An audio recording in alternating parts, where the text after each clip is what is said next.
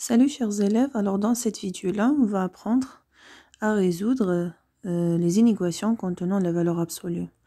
Alors commençons tout d'abord par le rappel suivant. Alors, rappel. Alors si on a la valeur absolue de x qui est supérieure ou égale à un nombre a, ça signifie que on aura deux cas. Donc soit x est supérieur ou égal à a, ou x est inférieur ou égal à moins a. Alors, on va s'appuyer sur cette propriété-là pour arriver à résoudre cette inéquation-là. Alors, on va considérer tout ce qui est dedans un grand X, un nombre inconnu, qui est supérieur ou égal à un nombre 2. Alors, en appliquant la propriété, qu'est-ce qu'on aura? Donc, on va noter cette inégalité I. Alors, le I est équivalent à quoi? On va enlever la valeur absolue qui est à l'extérieur. Qu'est-ce qu'on aura? On n'aura que la valeur absolue de 5x moins 3 est supérieure ou égale à 2. Voilà le premier cas, supérieur ou égal à 2. Ou, deuxième cas, la valeur absolue de 5x moins 3, elle est comment? Elle est inférieure ou égale à moins 2. Voilà. Donc, on va noter cette inéquation 1 et 2. Alors, on va résoudre premièrement le 1, puis on va trouver les solutions de 2. Alors, le 1 est équivalent à. Donc, qu'est-ce qu'on a? On a la valeur absolue de 5x. On va transférer le moins 3 à l'autre côté, qui devient plus 3 plus 2, ça veut dire 5. On est tombé dans la même situation. La valeur absolue d'un nombre qui est supérieur ou égal à 5. On va appliquer le résultat. Alors, ce cas-là, qu'est-ce qu'il nous donne? Il nous donne deux cas, deux autres cas. Donc, soit 5x est supérieur ou égal à 5, ou 5x est inférieur ou égal à moins 5.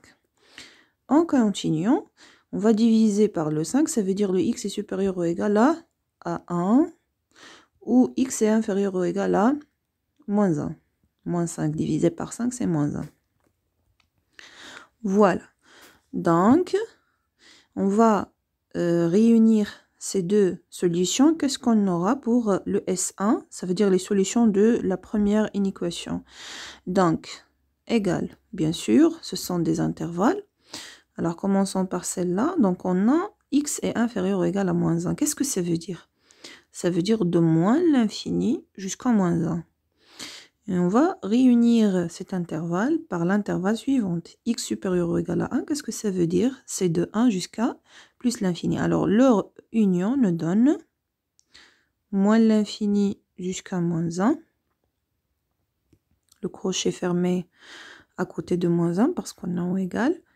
Union, deuxième intervalle, c'est de 1 jusqu'à plus l'infini. Voilà les solutions de la première inéquation. Maintenant, on passe à la deuxième. On a, deuxième inéquation est équivalent à. Donc, qu'est-ce qu'on a? On a la valeur absolue de 5x moins 3 inférieur ou égal à moins 2. Donc, on va transférer ce moins 3 à côté de moins 2. Donc, qu'est-ce qu'on aura? On aura la valeur absolue de x est inférieure ou égale. Donc, le moins 3 devient 3. 3 moins 2, c'est 1. Alors, ici, on va s'appuyer sur une autre propriété. Donc, je vais écrire le rappel ici. Parce que ce n'est pas le même cas. Parce qu'ici, on a la valeur absolue qui est inférieure ou égale à un nombre. Donc, on va s'appuyer sur cette propriété-là. Si on a la valeur absolue est inférieure à un nombre, bien sûr, ce nombre-là doit être sûrement positif. Alors, qu'est-ce qu'on aura? On n'aura que x. Donc, c'est équivalent que x, elle est compris entre a et moins a. Voilà. Alors, si on applique ça, donc ça équivalent à quoi? Ça équivalent que 5x, elle est compris entre 1 et moins 1. Pardon, moins 1. On va diviser par le 5, on aura 1 cinquième et moins 1 cinquième. Alors, le S2 nous donne combien? Nous donne cet intervalle fermé de moins 1, 5. par 5 et 1 par 5. Voilà. Alors, c'est quoi les solutions, l'ensemble des solutions finales de notre inéquation? Donc, les solutions de l'inéquation I